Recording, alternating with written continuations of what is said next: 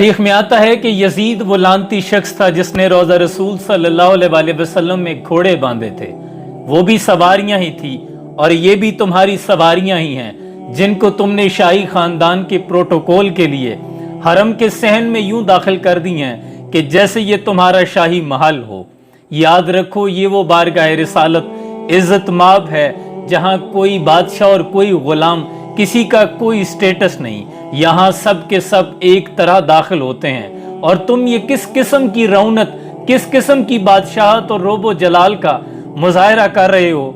क्या भूल गए हो कि ये कौन सी बारगाह है जहाँ जिब्रील अमीन भी हाथ बांध कर अर्ज करते हैं, सलाम पेश करने के लिए हाजिर होते हैं, जहाँ 70,000 मलाइका सुबह हाथ बांध कर हाजिर होते हैं और 70,000 शाम को हाजिर होते हैं, लेकिन दोबारा आने के लिए तड़पते रहते हैं, फिर मौका नहीं मिलता। तुमने यहाँ दरूद पाक पढ़ने वालों पर मुकदमे दर्ज किए और खुद गाड़ियां लेकर दाखिल हो गए हो, खुद अपनी हुदूद से गुजर गए हो। तुम्हारे यहाँ सिर्फ रोड गलत क्रॉस कर दी जाए तो तुम उस पर जुर्माना आयद कर देते हो, लेकिन यहाँ तुम खुद हद से गुजर गए हो। क्या ये मुनाफकत नहीं है? याद रखो, इमाम मालिक के पास उम्दा नस्ल के घोड़े थे, लेकिन आप कभी उन घोड़ों पर सवार नहीं होते थे।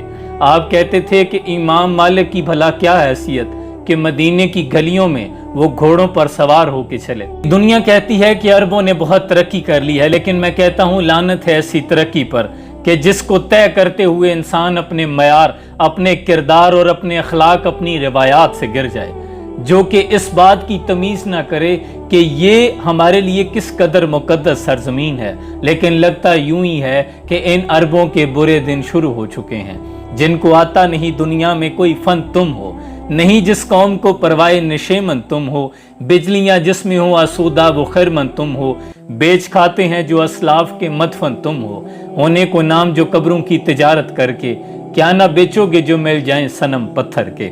और पढ़ता हूँ तो कहती है ये खालिक की किताब है, मिसले यहूदी ये सऊदी भी अजाब, और इस कौम के बारे में क्या लिखूं फराज, काबे की कमाई से जो पीते हैं शराब। हाथ बेजोर दिल अलहाद से खोगर हैं, उम्मती बाइस से रुसवाई पैगंबर हैं।